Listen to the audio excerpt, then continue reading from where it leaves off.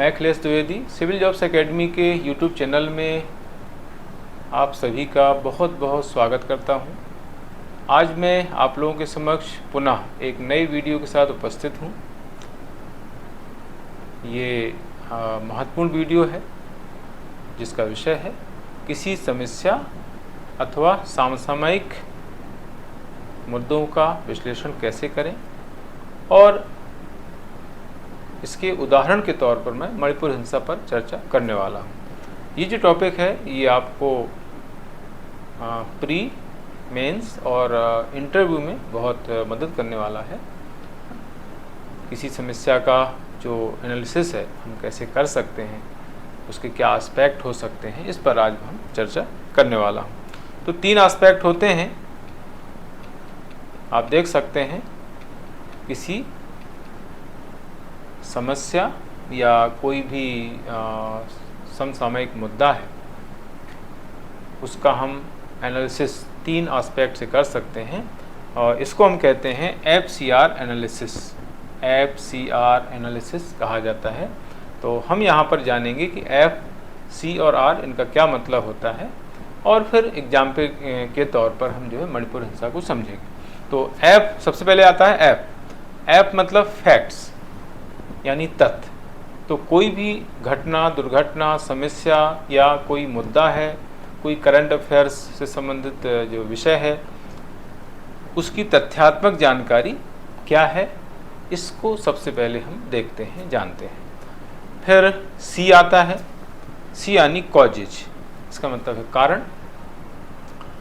जो भी घटना, दुर्घटना, समस्या हुई है उसके क्या कारण हैं, उनको जानने का प्रयास करते हैं। फिर आता है R यानी रेमेडीज, इसका मतलब होता है निवारण या उपचार। जो भी समस्या है, दुर्घटना है, घटना है, उसके निवारण के लिए क्या उपचार हो सकते हैं, उसको कैसे हम दूर कर सकते हैं उस समस्या को, तो इसको हम जानते हैं। तो इस तरीके से जो है इसको हम कहते हैं FCR एनालिसिस, है ना। इस एनालिसिस के जरिए किसी भी समस्या, घटना, दुर्घटना या समसामयिक मुद्दा, उसको हम बेहतर तरीके से समझ सकते हैं। आप जो भी स्टूडेंट इंटरव्यू की तैयारी कर रहे हैं उनके लिए बहुत इम्पोर्टेंट मैं टॉपिक आप बता रहा हूँ, ठीक है। तो इसका उदाहरण मैं देने वाला हूँ मणिपुर हिंसा। तो मणिपुर हिंसा को हम इसी एस्पेक्ट से समझेंगे, FCR एनालिसिस के माध्यम से समझेंगे, है ना। तो मणिपुर हिंसा को सबसे पहले हम समझेंगे तथ्यात्मक जानकारी के एस्पेक्ट से। इसकी तथ्यात्मक जानकारी क्या है, यानी मणिपुर हिंसा किस तरह से हुई है, क्या है। तो उसमें सबसे पहले जानेंगे कि मणिपुर जो राज्य है वो कहाँ पर स्थित है, उसकी लोकेशन क्या है, उसकी जनसंख्या, उसका क्षेत्रफल, है ना, उसकी राजधानी, उसमें लोकसभा सीट, राज्यसभा सीट, विधानसभा सीट, है ना, कौन राज्यपाल हैं, कौन मुख्यमंत्री हैं, ये सारी चीज़ें हम जो है पहले जानेंगे, जो आपके प्री और मेंस के दृष्टिकोण से बहुत महत्वपूर्ण है, और इंटरव्यू में भी कुछ फैक्ट पूछ सकता है आपसे एग्जाम में, ठीक है। तो ये है इस तरीके से मणिपुर जो पूर्वोत्तर भारत का पर्वतीय राज्य है, और ये 7 सिस्टर्स में से एक माना जाता है। पूर्वोत्तर में जो है 8 राज्य हैं टोटल। उसमें अगर सिक्किम को अलग कर देते हैं तो बचते हैं 7। सिक्किम को हटा करके जो 7 राज्य बचते हैं उसमें असम है, मेघालय है, मिजोरम है, त्रिपुरा है, मणिपुर है, अरुणाचल प्रदेश है, नागालैंड है ना। तो ये जो 7 राज्य हैं, इन 7 राज्यों को ही 7 सिस्टर्स के नाम से जाना जाता है। उसमें से एक है मणिपुर। देखो इसकी स्थापना यहाँ पर दी गई है, 21 जनवरी 1972 को इसकी स्थापना हुई है। कुल जनसंख्या 28.56 लाख 2011 की जनगणना के अकॉर्डिंग है ये। अगर हम आज की स्थिति देखें 2023 के हिसाब से देखें तो ये जनसंख्या बढ़कर हो गई है 34.36 लाख, 34.36 लाख जो है वर्तमान में इसकी जनसंख्या हो चुकी है मणिपुर की। कुल क्षेत्रफल है इसका 22,347 वर्ग किलोमीटर। इसकी स्थिति अगर हम देखें तो उत्तर में नागालैंड है, दक्षिण में मिजोरम है, पूरब में म्यांमार है ना, पूर्व में म्यांमार है, पश्चिम में आसाम है। फिर इसका मैप यहाँ पर दिया हुआ है, मैप के माध्यम से आप देख सकते हैं। ये जो है मणिपुर है, आप देख सकते हैं। इसके पूरब में म्यांमार है, पश्चिम में आसाम, उत्तर में नागालैंड है और दक्षिण में ये है मिजोरम, है ना। तो ये पूरा मणिपुर की स्थिति आप यहाँ पर देख सकते हैं। इसके बाद आगे, इसके बाद तथ्यात्मक जानकारी, इसमें राजधानी बताई गई है, इम्फाल है, राज्यपाल अनसुईया उइके हैं, मुख्यमंत्री एन बीरेन सिंह हैं, ये मैतेई समुदाय से आते हैं और भारतीय जनता पार्टी की सरकार है वहाँ पर, भारतीय जनता पार्टी के नेता हैं। विधानसभा सीट वहाँ पर 60 हैं, लोकसभा सीट 2 हैं और राज्यसभा सीट जो है वहाँ पर इस समय 1 है। तो ये जो है राजनीतिक स्थिति हो गई। अब हम यहाँ पर जानेंगे कि मणिपुर में टोटल कितने समुदाय निवास कर रहे हैं वर्तमान में। तो कुल 3 समुदायों का निवास है वहाँ पर, मैतेई, कुकी और नागा। मैतेई समुदाय जो है वहाँ पर बहुसंख्यक समुदाय है, 53% वहाँ पर इनकी जनसंख्या है ना। कुल जनसंख्या का 53% वहाँ पर मैतेई समुदाय है, यानी बहुसंख्यक हैं और इनमें अधिकांश हिंदू हैं। ये राज्य की लगभग 10% भूमि जो मैदानी क्षेत्र है उस पर निवास कर रहे हैं। इनको पहले एसटी का दर्जा दिया गया था, बाद में 1949 में ये दर्जा उनसे छीन लिया गया। तभी से जो है ये एसटी दर्जे की मांग कर रहे हैं और इसको लेकर के विरोध वहाँ पर होता रहता है। कुकी और नगा ये दोनों जो समुदाय हैं राज्य की कुल जनसंख्या का 43% है, अल्पसंख्यक के अंतर्गत ये आते हैं।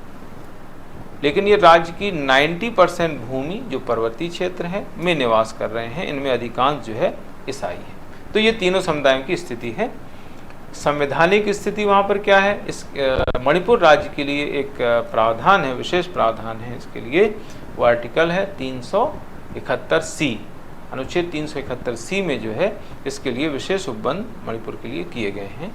और इसी आर्टिकल में मणिपुर विधानसभा की एक समिति के गठन का प्रावधान किया गया है और ये समिति है पहाड़ी क्षेत्र समिति, जिसका गठन 1972 में किया गया है और इस समिति द्वारा वहाँ पर शासन किया जाता है। इस समिति को वहाँ पर शासन के लिए विशेष अधिकार दिए गए हैं। अब यहाँ पर हम बात कर रहे हैं कि वहाँ पर हिंसा की स्टार्टिंग कैसे हुई, कैसे हिंसा भड़की, है ना।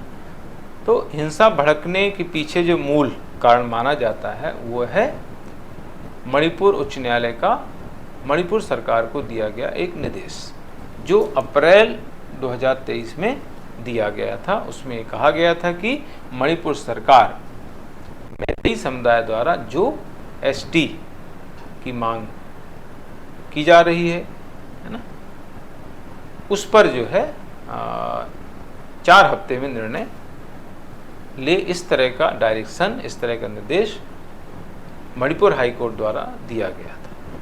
तो इस निर्देश को लेकर के ही जो है वहाँ पर विरोध शुरू हो गया और इसको लेकर के all tribal students union of Manipur द्वारा 3 मई 2023 को एक आदिवासी एकजुटता मार्च निकाला गया था।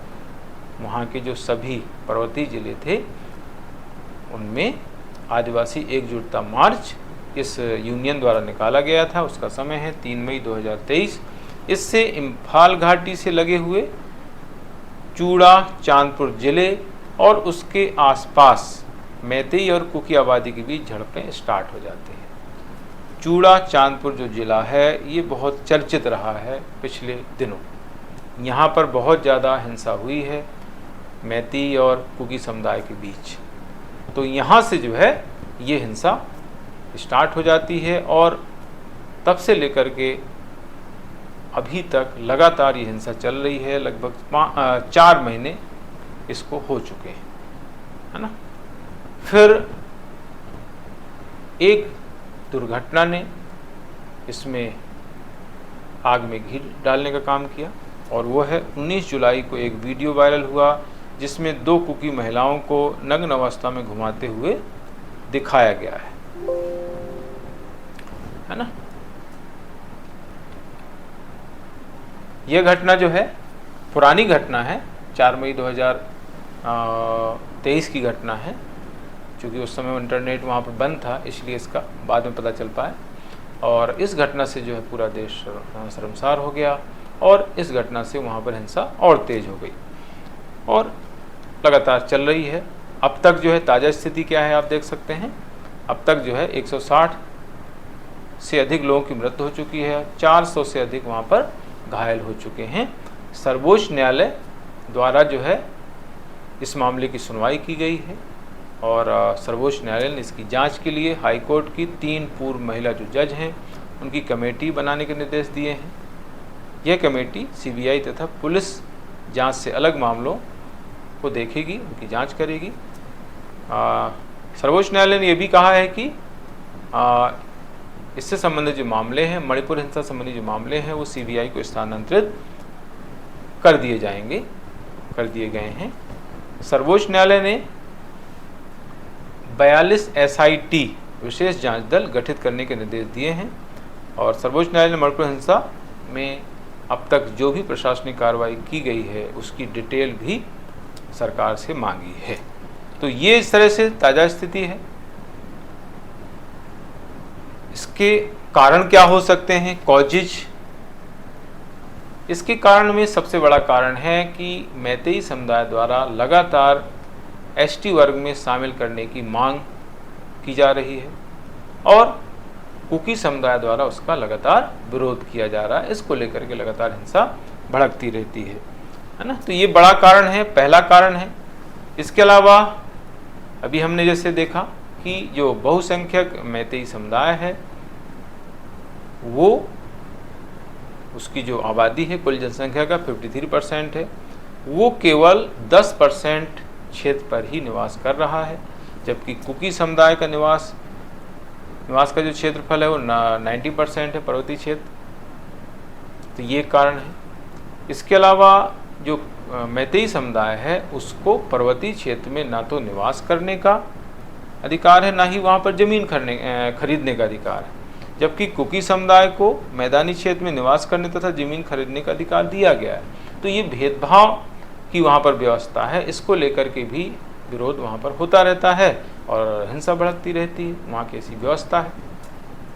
पर्वतीय क्षेत्र में अवैध अफीम की खेती की जाती है, सरकार द्वारा इसके खिलाफ जब अभियान चलाया जाता है तो हिंसा भड़कती है, इसका विरोध किया जाता है। तो ये कुछ कारण हैं जिससे वहाँ पर लगातार हिंसा भड़कती रहती है और लोग बहुत सारे मारे जा रहे हैं। फिर इसके लिए उपचार क्या हो सकते हैं, है ना। उपचार के लिए सबसे पहला उपाय ये हो सकता है कि दोनों जो समुदाय हैं, मैतेई या कुकी समुदाय, उनके बीच बातचीत करवाई जानी चाहिए, है ना। उनके बातचीत द्वारा पारस्परिक सद्भाव को बढ़ावा देना एक बड़ा सुझाव हो सकता है, अच्छा सुझाव हो सकता है ना। दोनों समुदाय चूँकि लगातार हिंसारत हैं तो उनके बीच में बातचीत का रास्ता निकालना चाहिए और पारस्परिक सद्भाव को बढ़ावा दिया जाना चाहिए। दोनों समुदायों से संबंधित निर्णय लेने में सरकार को इनके प्रतिनिधियों को सम्मिलित किया जाना चाहिए, है ना। दोनों समुदाय से संबंधित कोई निर्णय सरकार लेती है तो इसके लिए जो है दोनों के प्रतिनिधियों को सम्मिलित जरूर किया जाना चाहिए। म्यांमार से घुसपैठ लगातार होती रहती है तो इसको रोकने के लिए सीमावर्ती क्षेत्रों में अधिक निगरानी की व्यवस्था की जानी चाहिए, है ना। म्यांमार जो क्षेत्र है वहाँ से घुसपैठ लगातार होती रहती है तो इसको रोकने के प्रयास किए जाने चाहिए, क्योंकि जो घुसपैठ करने वाले लोग हैं वो हिंसा भड़काते हैं। मैतेई समुदाय को ST का दर्जा दिए जाने के संबंध में ST दर्जे के मानदंड का मूल्यांकन किया जाना चाहिए, उसकी आवश्यकता है। इसके अलावा राज्य की जो कानून व्यवस्था है उसको निष्पक्ष तथा पारदर्शी बनाया जाना चाहिए, जिससे सुरक्षा बलों द्वारा शक्ति का दुरुपयोग ना किया जा सके या उसको रोका जा सके। आपसा जो कानून है उसको धीरे धीरे निरस्त करना चाहिए। इसका पूरा नाम है armed forces special powers act, Hindi में कहते हैं विवादास्पद सशस्त्र बल विशेष अधिकार अधिनियम, शॉर्ट में इसको लिखते हैं आपसा। 1958 का अधिनियम है। इसको धीरे धीरे निरस्त किया जाना चाहिए जिससे राज्य में मानवाधिकारों की स्थिति में सुधार हो सके। आपसा पर ये आरोप लगाए जाते हैं कि इसके द्वारा मानवाधिकारों का उल्लंघन होता है, सुरक्षा बल जो है अपने अधिकारों का दुरुपयोग करते हैं, है ना। ये जो कानून है जम्मू कश्मीर तथा पूर्वोत्तर के राज्यों में लागू है। हालांकि धीरे धीरे जो है इसको समाप्त किया जा रहा है कुछ क्षेत्रों में, लेकिन अभी भी जो है कहीं कहीं इसको लागू किया गया है स्थिति को देखते हुए। तो इसको धीरे धीरे जो है निरस्त किया जाना चाहिए, बंद किया जाना चाहिए, जिससे जो है जो भी सुरक्षा बल हैं वो दुरुपयोग न कर सके और जो भी मानवाधिकारों का उल्लंघन लगातार होता है उसको रोका जा सके। तो ये इस तरीके से सुझाव ऐसे हम दे सकते हैं। इसके साथ ही जो है ये आज का जो विषय था वो कंप्लीट हो जाता है। आगे मैं जो अगला वीडियो जारी करूँगा तो उसमें कुछ महत्वपूर्ण जो करंट अफेयर्स के मुद्दे हैं जो इंटरव्यू में पूछे जा रहे हैं उनके बारे में बताऊंगा कि कौन कौन से मुद्दे अभी चल रहे हैं। संक्षेप में उन पर हम चर्चा करेंगे। इसके साथ ही जो है आज का ये सेशन कंप्लीट हो जाता है। थैंक यू, गुड लक, जय हिंद।